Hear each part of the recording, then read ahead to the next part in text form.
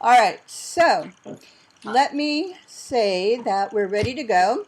And this is a live collaborative video conference where we are connecting students who have been participating in the Global Forest Link project for the past few months, and we're connecting them with an expert. And our expert today is Dr. William. And you're going to have to help me with your last name because I've actually not asked you to pronounce it. So could you pronounce it for us? Sure, Anderegg. Anderegg, okay. So a little bit similar to mine, which is Andres.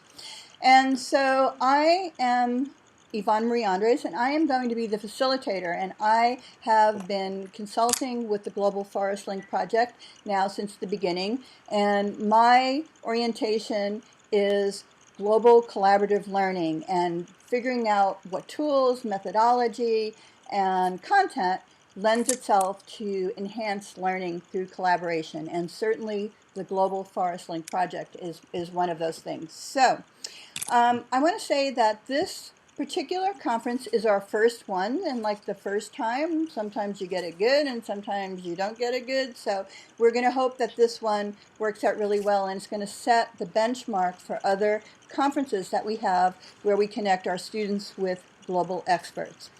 So let me just say for the people that are watching this on a replay, like our participants in Russia, because of the time difference, it's 17 hours difference, and others that may be wondering what Global Forest Link is about, I'm going to tell you what it's about.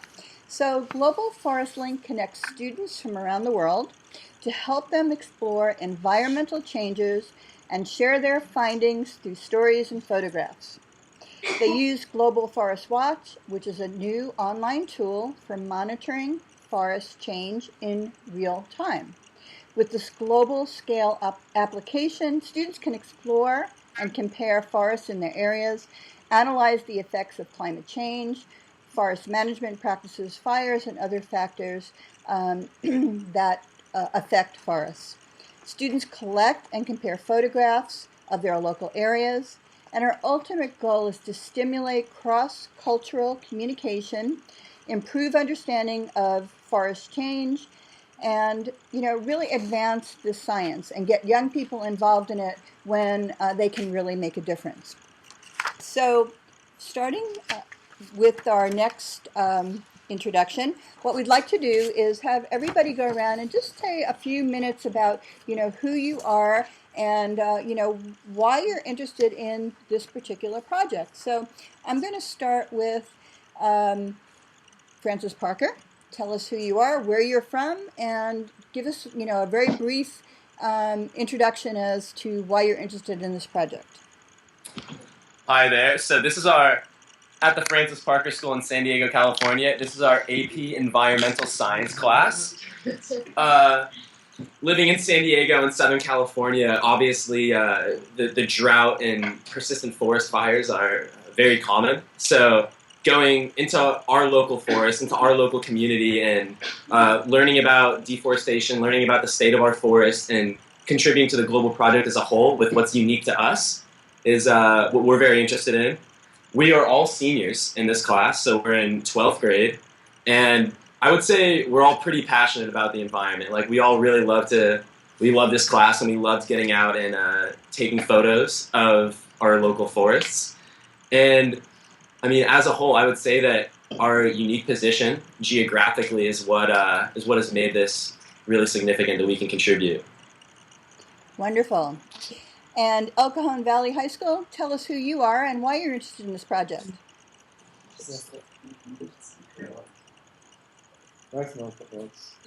Coming up, get a student coming up here. So, there's the camera. So you have to crouch down a little bit. So unlike Francisparker, we actually have a couple juniors in our class, including me.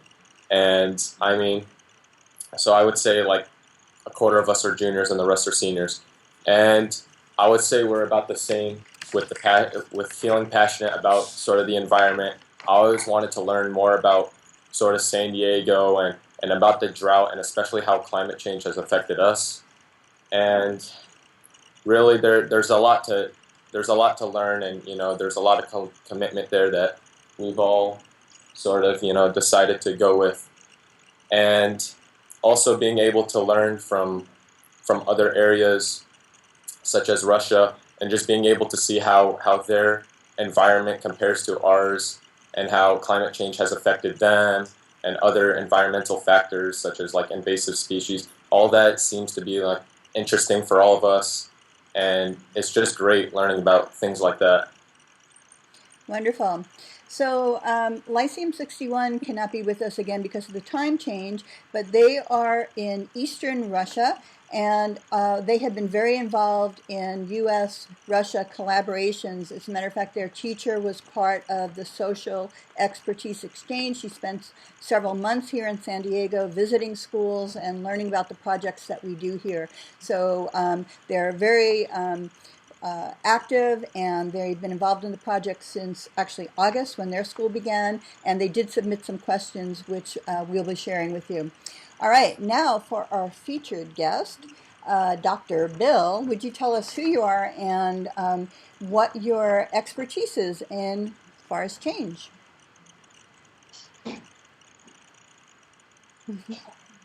Oh my gosh, we don't hear you for some reason. Sorry, There we go. I had my microphone muted, the air conditioner. Oh, you really scared me, so. Yeah, well, hello everyone. It's nice to meet you all. I'm Bill Anderegg. I'm a scientist. I'm a professor at the University of Utah and a scholar at Princeton University. And my research focuses on forests and climate change. I've worked a lot in the western U.S. and in particular trying to understand what's the future of forests in a changing climate. We've seen in California and Russia and across the world extreme droughts, extreme fires, insect outbreaks, and a lot of scientists like myself are concerned. And we want to know more, and we want to have some ability to understand what's going on and to maybe predict what might happen in the future. I'll just briefly say how I got into this. I'm very excited to be involved and to be your first guest on this this project. How I got into this was somewhat similar, I think, to what you all are doing, in that I, in high school, spent a lot of time camping in Colorado with my family and in these forests in the Rocky Mountains. And coming back, doing my PhD, I received my PhD from Stanford University. I spent, I was in California for quite a while. Coming back, I started to look at these forests and realized they had changed just profoundly. There had been massive die-offs of the trees and the stands in these forests that I had grown up camping in. And that really prompted the questions that really drove me to become a scientist and start studying forests professionally. And so that's kind of how I got into this. That has some nice parallels to what all of you are doing. That's great. Thank you. And thank you for agreeing to share some of your time with us. So for people, again, that are watching that want to understand the context of this is truly a collaborative project. We have students in San Diego, we have students in Russia that are going out into their community, and they're taking photographs of areas that have been affected by forest change. And this could be through fires, through insect infestation, through development, through any kind of a thing that would affect forest change. Depending on what part of the world we're in, it could be logging, it could be other things as well. It could be stress. There are a lot of things that happen to forests because of extended hot periods where the trees aren't able to acclimate and allow insects to get into them and so on. So what's exciting about this is we have young people from around the world connecting with an expert, and they're going to discuss, what are the issues and what do we know right now and where can we go from there. So what I'd like to do is go around the world and start with, we're going to start with today, Francisparker, and we're going to ask you, we're going to go around, keep on going around and around because that's kind of fun when you're in a group like this. And could you ask one question to Bill that he might answer about forest change? Something, I know that we've asked you to read some articles, you've been doing research on this, maybe some of you are aspiring environmental scientists. What is a question that you might ask of an expert that's been in this field for a little bit longer than you have? name is Nick Deck. Podcast. So I remember in one of the articles that we were given to read, it talked a lot about beetles and insect populations that are devastating these forests. And I was wondering, are there any biological controls that have been put into place to control these beetle populations?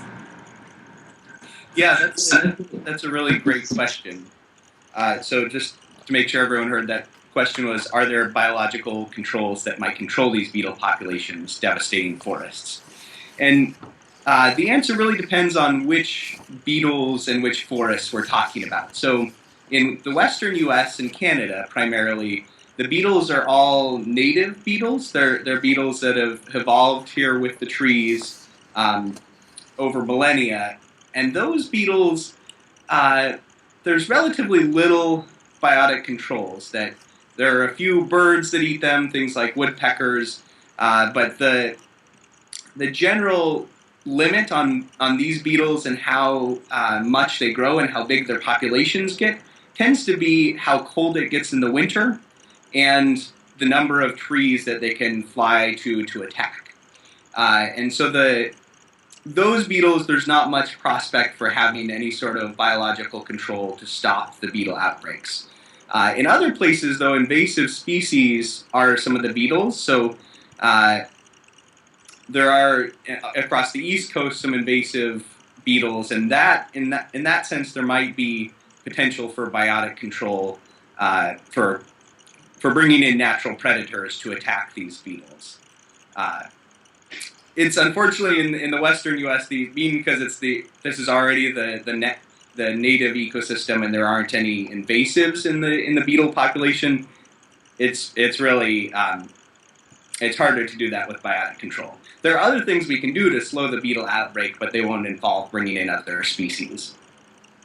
Great, thank you. I'm going to actually pop over to Lyceum 61. They're not here, but they submitted their questions, and could be an interesting follow-up question. But do you know of any programs of international significance that exist for the protection and conservation of forests? Yes, that's a good question. So there are a number of programs internationally, and they tend to vary a little bit in their goals. So one of the ones that's really picking up steam right now and gaining traction is using forests as a way to slow climate change. So there's a United Nations program that I think is mentioned in both of the articles called Reducing Emissions from Deforestation and Degradation. It gets shortened to REDD, R-E-D-D. And the idea here is that forests are an incredible sponge for carbon dioxide. They take up about a quarter of the carbon that humans emit annually, and that's a very strong slowing force on climate change. It's slowing down the rate at which we're heating the planet. That's incredibly valuable, and one of the ways that we can kind of bump up and really both protect forests and slow climate change even more is by stopping basically deforestation. And so that's the goal of this international scheme, that this is a scheme that's going to tie into the global climate change negotiations. There's a giant, as you're probably aware, a giant conference coming up in Paris in about a month. And this REDD program, the goal is really to help conserve forests, help protect them, and help slow the loss of forests through deforestation. And this has all sorts of benefits. It hopefully helps the local communities, it helps slow climate change, and it helps protect the species that are found in forests. So that's a really prominent one that I think is worth keeping an eye on. Are you going to be participating in the conference that's coming up? I will not be participating directly. I went to the 2009 conference in Copenhagen and participated there, and it was a very interesting experience. Unfortunately, not much happened in Copenhagen. There was a lot of hope that could be the watershed moment in which we really commit to addressing climate change, and that didn't happen. I would say there's a lot more reasons to be hopeful for Paris in a month, that there's a lot more momentum and a lot more countries on board. And so I would certainly keep keep my eye on what happens in a month in Paris. And I know these are extra questions, and I'm not actually even on the schedule, but is there a way to participate and learn about what the discussions are that are going to be happening at this conference, or is there any online component that the students could participate in if they wanted to? Yes, so there are some online sessions. There are some sessions that are streamed, and I'm not sure, so often there's a public plenary, which is this massive conference room with hundreds of delegates from countries all across the world, and each, there's a stage up there where delegates get up and bring up their country's concerns. I don't know if that will be streamed or not. In some cases it is, in some cases it's not. I can find out and send that out to everyone. That would be wonderful. Thank you so much. Okay, El Cajon Valley High School, do you have a question that you would like to present? Okay, so how do you see the forest environment like in the future? Do you think people will come together and try and fix it, or do you think that people's indifference will kind of make the forest population decrease or like go away?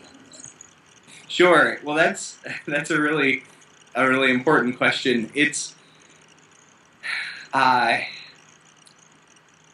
nobody knows the answer to that at the moment. I think the good news is that a lot of that depends on us, on our actions, and really in kind of building awareness and building momentum and building a society that values forests and the benefits they provide. I think there are some good signs right now in that, as I was mentioning, this meeting in Paris is a good chance for nations around the world to come together and say, we're committed to tackling this climate change threat, because that's one of the largest threats that forests face, and can also have all these side benefits of healthier air, healthier forests, more species. I'm concerned that certainly, as you've seen in California with this drought, and really in the past decade or so, we've started to see forests change a lot faster than we expected. Given that if you went back 20 years and you asked scientists, would we have seen these massive tree die-off events following drought and temperature, and would we have seen these massive fires that we've seen in the western U.S. and in Russia? They would probably have said no, that sort of thing would not be happening yet. And yet it does seem to be happening, and it's happening faster than we had thought. So I would say that there's concern, and there's certainly urgency for protecting forests, but we also have opportunity right now in that, in a lot of senses, we control a lot of the future of the stresses that forests face. So I see it as kind of a cautionary note and also a reason for hope and opportunity. Great.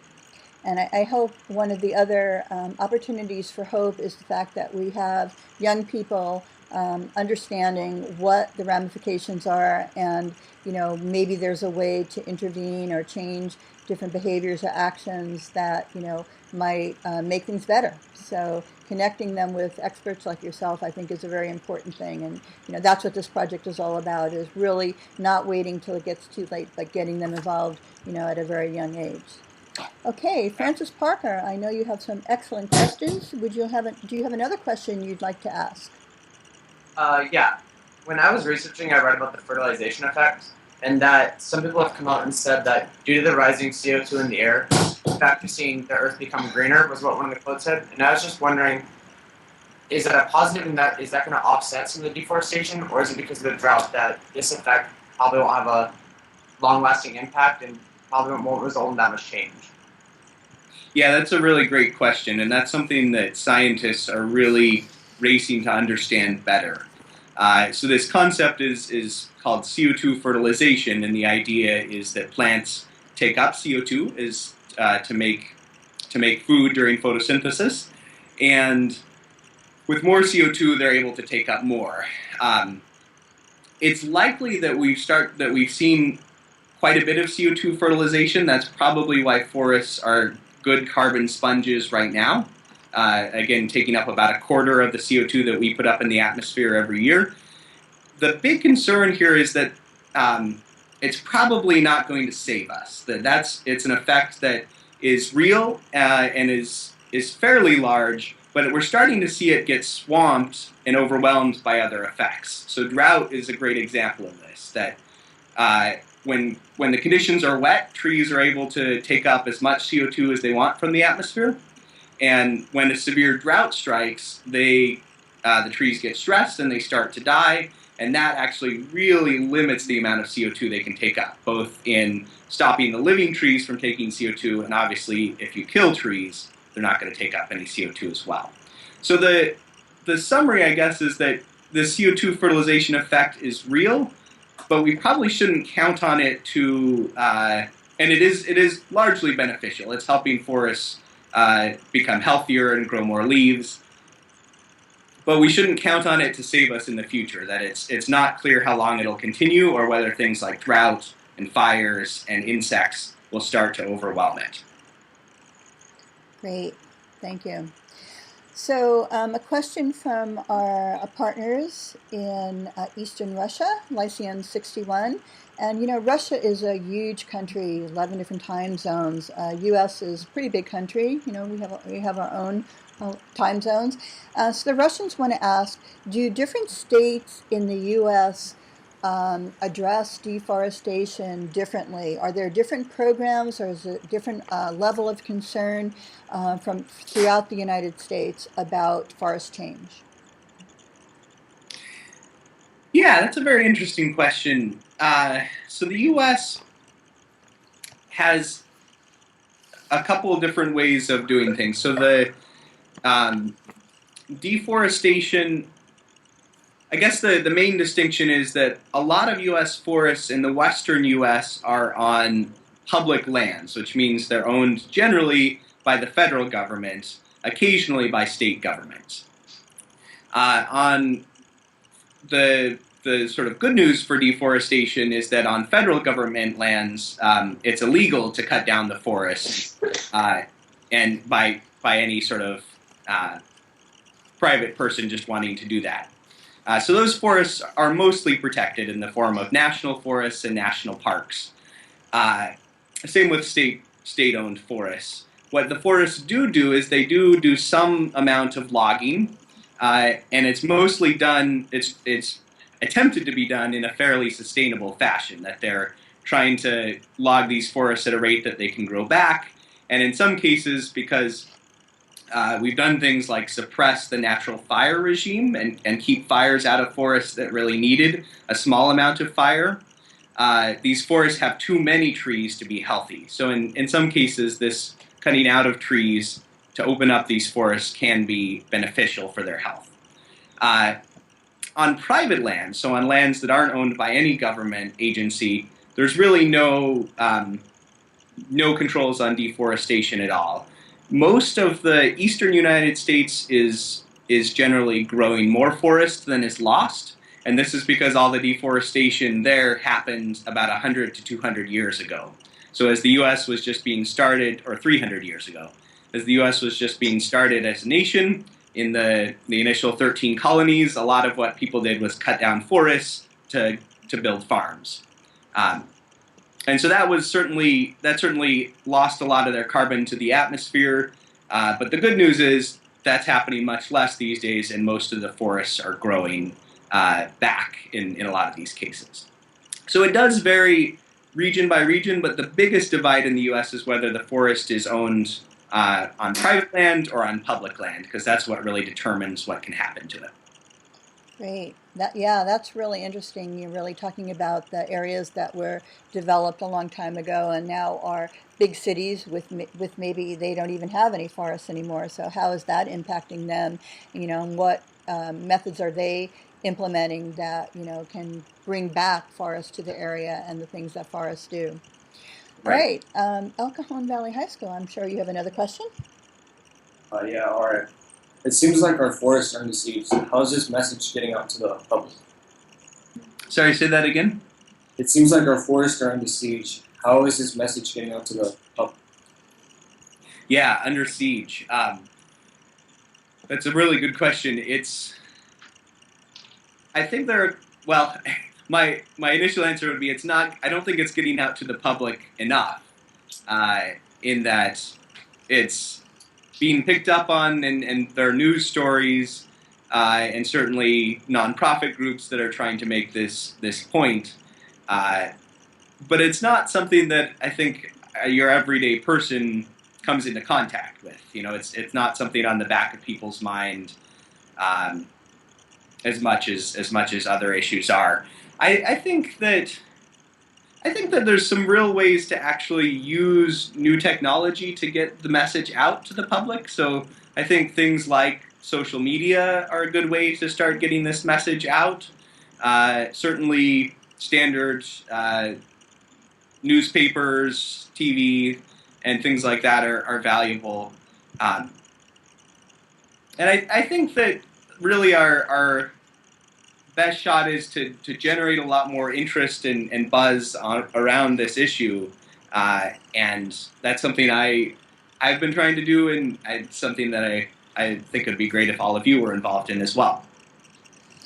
So that actually, I need to ask this question from Lyceum 61 because it really tags onto that, which is, how can this problem seems overwhelming. You read about it, it can be scary. It could change our quality of life. So what can individuals do that can help improve the quality of forests, which ultimately will improve the quality of life for all of us? Yeah, that's a really critical question. So I think it boils down to three things. First, pay attention to what's going on in your area. Go out to your forests, observe, and be an informed observer. And that's something that it sounds like all of you are doing as well.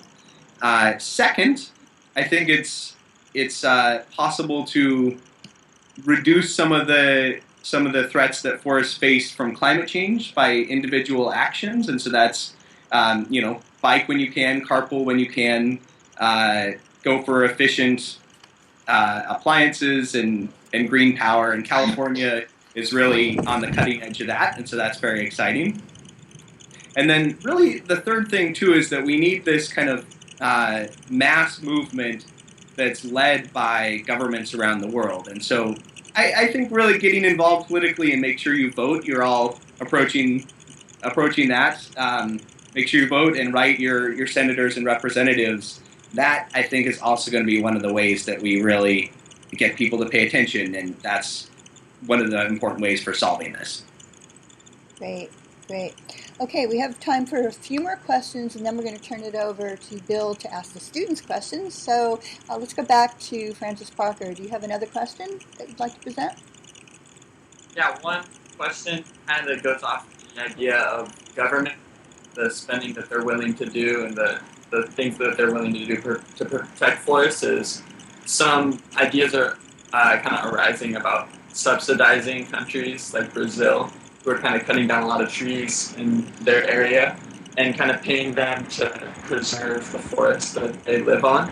And kind of what my question, because I saw it kind of specifically in your New York Times article, what is going on really, and what ideas do Congress have to make specifically at this time as a result of this kind of idea of subsidizing, and just will that, in your opinion, will that have any effect on deforestation at all? So that's the question. Yeah, that's a fantastic question. It's really important. So the general sense of scientists is that sort of program of stopping deforestation in tropical countries like Brazil is probably one of the cheapest and the most effective ways to slow climate change. And it's also very timely because coming up to this giant meeting in Paris, one of the biggest stumbling blocks is coming up with financing for that program. And so this is, in general, the developed countries have said we are going to commit up to about $100 billion for programs like this to really both slow and stop deforestation and then do other things, kind of help renewable energy and other programs. And right now, including our country, not many countries have stepped up for that. And so that's the sort of thing actually that pressing our own government to really fill those obligations is a really crucial thing that we can do. I think that having the U.S. lead on this and really having other countries, a lot of European countries have already stepped up and made commitments to this, would be very, very crucial to slowing climate change. So it's a really important question and a really important time right now to try to spur action on that. Yeah, great question. I know there's always a conflict between, where the money is spent. Is it to save the oceans? Is it to save the forests? Is, to explore outer space? So there's, always, competing effort to where the money is spent. So that's, it's a matter of prioritizing, what is jeopardizing our quality of life, at the moment, and what can we do? What changes can individuals do? All right, El Cajon Valley High School. I know you have some more questions. Yeah, I had a question that said, can you discuss carbon credits for businesses, and do they really help stop or reduce CO2 levels? Yeah, and that's that's also a critical question. So carbon credits for businesses.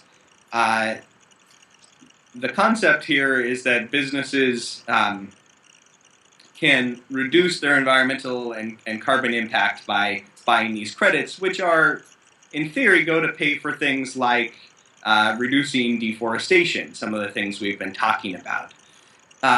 The summary really here is that they can work in principle, but it's often hard to make them work in practice. So in some places, it does seem like they're actually working, but it's very, the key really is in verifying and making sure they're transparent and verifiable. So what you don't want to have happen is if you say you're some company that has carbon credits is stopping deforestation in one region, but all that does is have those people move over and cut down the forest, 10 miles over.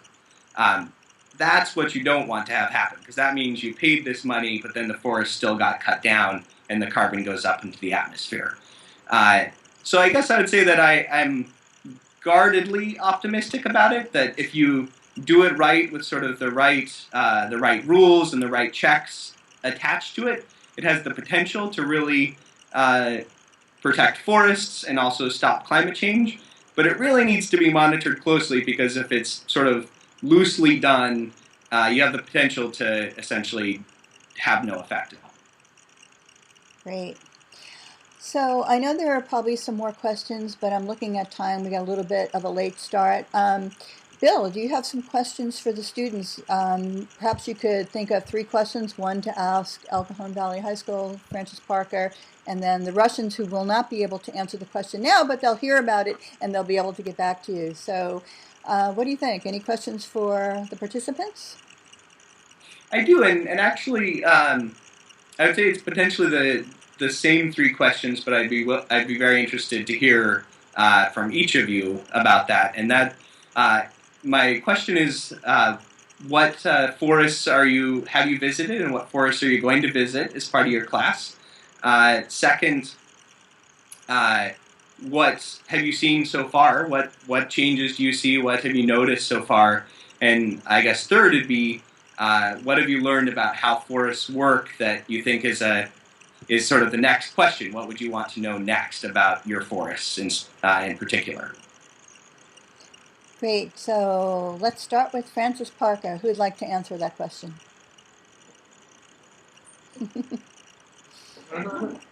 So as our classes have kind of gone around in San Diego County, we've seen forests like, there's one called the Elfin Forest, which is a little further north and inland. There are ones right on the coast, like, which one did you go to? Sunset. There are Torrey Pines, Sunset Cliff State Park, and there are a couple others kind of within the region. And a lot of us have been going to the same ones and seeing different things. And you can go on hikes around there and different things. And we've all found that with the drought and with the fires, there's been a lot of loss of trees and other, plants around. It's a lot of dead plants. Mm-hmm.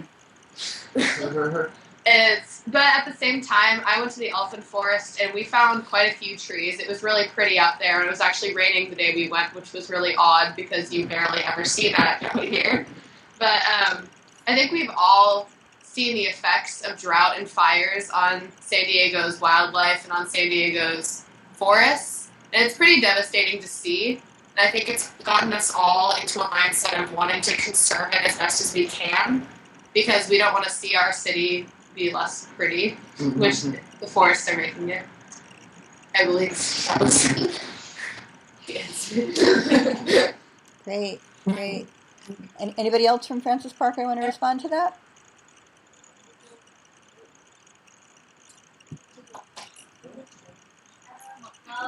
There's also the Julian, which is a little farther east, and we saw there's a lot of deforestation there because there was a recent fire, so we could really see the effect of the fire and kind of the burnt brush that was still kind of present. And really, there was not that many trees, and we really had to search around to find the trees we wanted to see. So it was really interesting to see how the effect of the fire, and really sad because they have a lot of fires up there, which is also a cause of the drought. So you can see the prevalent causes.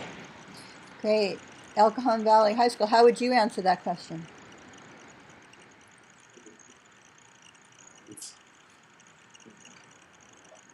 Oh, okay, Amanda. Hold on, we're getting somebody up here a little bit closer. Thank you, Amanda.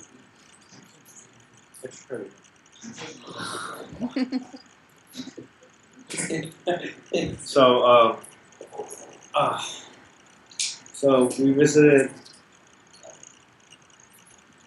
a place called San Diego National Wildlife Refuge, and it was kind of dry there because you could really tell the drought has gone there because there usually there's a lake around there, but everything is still dry. So there's a lot of dry grass, and there's some trees that you can see in the background, but mostly it's just dry grass. Bushes. The thing that I saw that was cool, the changes, was that there were new trees being planted, which was kind of great. There's also an area where by Lake Murray is called Mission Trails. A lot of trees there, the bark of the trees seems a bit dry. It really showed the effects of the drought. And I guess the question in the future would be, is this forest at risk of, going to extinction? And then the part of the emissions from rise and Oklahoma being the worst state, or San Diego County in general would be in the worst state than the future. Another question we have, is there an actual way to kind of revive these forests? It's not like reviving the old plants and then planting also new plants, just keeping them, maintaining them, and see if they can grow back, see how that works, and get rid of the bark beetles so that the trees can actually grow and not be killed. Yeah. Also, another question would be, if the conditions do worsen, will people actually increase their awareness? Will they actually be more active in trying to save the forests, not just in Murray and Mission Trails, but every forest in San Diego County? Because they have to realize that this isn't something that you just put in the back of your mind. These are lives that depend on the environment, the earth itself. All right, these are all great questions, and we're going to save these questions and the answers for our next conference because we're getting close to the end of time here. And I just want to thank everybody for participating. There's a lot of things that people can do, and I think brainstorming together, sharing information, collaborating, there's really enhanced learning that goes on. So for now, I'm just going to say we will hear back from our Russian participants who couldn't participate live, but I'm sure they're going to have a reaction after they watch this. And I ask everybody to tune in to the Global Forest Link website. both on a website and also our Facebook community, where students will be sharing their stories, their insights, their observations. We'll be inviting additional experts on this topic, and hopefully our students will have a commitment and create a community around global forest change. So thank you all. And we look forward to hearing your stories, watching your videos, hearing your reports. And yeah, so thank you, everyone. So everybody say bye. Thank you. Bye-bye. Bye-bye Bye, everyone. now. Thank you. Talk to you Ciao, all ciao. soon. Yep, bye-bye.